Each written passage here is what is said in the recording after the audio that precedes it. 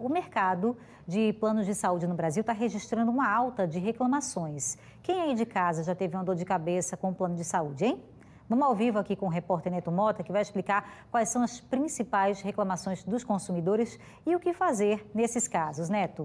A Agência Nacional de Saúde disse que os convênios bateram recordes, tiveram recorde de reclamações. 120% foi o número do aumento, se comparado em relação ao ano de 2019, se a gente comparar lá o cenário passado, junto com os 10 primeiros meses deste ano. Foi por isso que a gente veio aqui conversar com o doutor Juliano Pessoa, que é advogado, entende do assunto, para nos explicar. Doutor, boa noite, seja bem-vindo aqui ao Cidade. Quais são as principais reclamações que vocês têm visto? Vamos fazer assim um top 3. Boa noite, Neto. Boa noite, Beatriz, a quem nos assiste. Veja, primeiro eu queria destacar uma coisa bem interessante, Neto, por trás disso, que é uma educação maior, vamos dizer assim, do consumidor, do beneficiário, no sentido dele questionar as operadoras. Antes a gente via muito pouca reclamação. Então a ANS, que é a agência reguladora desse mercado, muitas vezes ficava sem a informação chegar até ela para que ela cobrasse as operadoras. Hoje a gente vê um hábito, do consumidor muito maior, e a partir do momento que ele se depara com alguma questão que é insatisfatória, ele automaticamente já entra em contato com a Agência Nacional de Saúde Suplementar, reportando aquele caso concreto dele, e isso funciona muito, muito na prática, e faz com que a agência faça contato com aquela operadora, e a operadora tem prazo para responder e justificar, se for o caso, a depender do caso concreto, aquela situação que está ali acontecendo. Mas, respondendo a sua pergunta de forma mais direta, as negativas elas estão ali no entorno, muitas vezes, de negativas de autorização, na realidade, de procedimentos cirúrgicos, de solicitação de home care, que muitas vezes há inúmeros artifícios que são utilizados pelas operadoras negando esses pedidos. Então, você gira em torno das solicitações que os consumidores fazem e as operadoras ou negam ou muitas vezes demoram exacerbadamente, descumprindo os prazos que existem para responder esse consumidor. E isso faz com que o consumidor seja obrigado até a buscar o Poder Judiciário para poder sanar o problema. As questões, a depender do caso de saúde, não dá para ficar esperando até que a operadora queira responder. Doutor, muito se reclamava sobre a transparência. O plano dizia, os convênios diziam, mas tem ali naquele ponto do contrato, isso aqui. Como é que está esquisito? O senhor acha que melhorou de um tempo para cá? Olha, veja só, o contrato permanece sendo um contrato de adesão. O que é que seria isso para que as pessoas que nos assistem entendam? O contrato de adesão é um contrato que o consumidor não discute as cláusulas.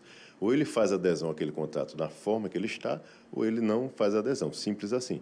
Então não há essa possibilidade, essa liberalidade. Somente nos planos empresariais, nos planos coletivos, é que há uma discussão maior, porque são pessoas jurídicas que estão tratando. O consumidor, de forma individual, com a sua família, não tem essa possibilidade.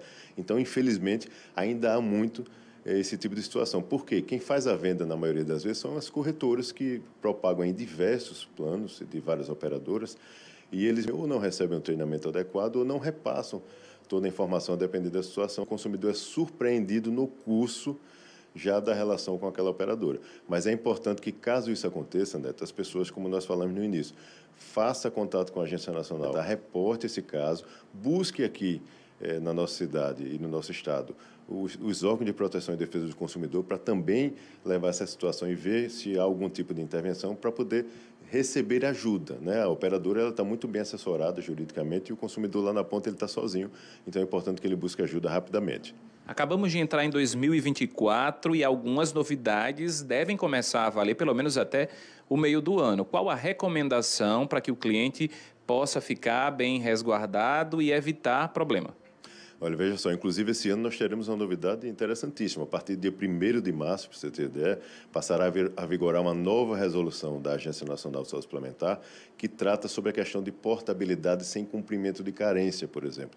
Isso foi uma resolução que foi alterada em agosto do ano passado e houve um prazo aí para poder as operadoras se adequarem, e todo o mercado, mas a partir do 1º de março vai passar a valer. O que é que isso traz de novidade e benefício para os consumidores, por exemplo? A partir de março, o consumidor poderá, inclusive, para você ter ideia, mudar de operadora caso haja uma alteração na rede hospitalar, por exemplo, daquele plano. Porque muitas vezes o que leva um consumidor a contratar determinado plano é porque ele reside, de repente, numa região onde tem um hospital que ele confia no trabalho, então aquele hospital é credenciado aquele plano. E aí, muitas vezes, o que é que acontecia na prática e ainda acontece? 6 meses, 1 ano após ele estar ali contratado com aquele plano, ele recebe a informação só quando vai utilizar o serviço de que aquele hospital já não é mais credenciado daquela operadora. O que é que vai mudar a partir de março? Primeiro que as operadoras terão obrigação de comunicar individualmente os consumidores. Tá? Se for um plano empresarial, a comunicação àquela pessoa jurídica valerá como todo o grupo. Mas se for individual ou familiar, terá que se mandar correspondência direto para o consumidor para que ele tenha ciência daquela alteração que vai ser feita. Além disso, caso o consumidor, como nós falamos, fique insatisfeito com essa mudança, ou seja, o que motivou a contratação foi justamente aquele hospital, e o hospital deixou de fazer parte da rede, ele poderá alterar, fazer uma portabilidade sem cumprir os prazos de carência. Então, são novidades que virão aí no decorrer deste ano.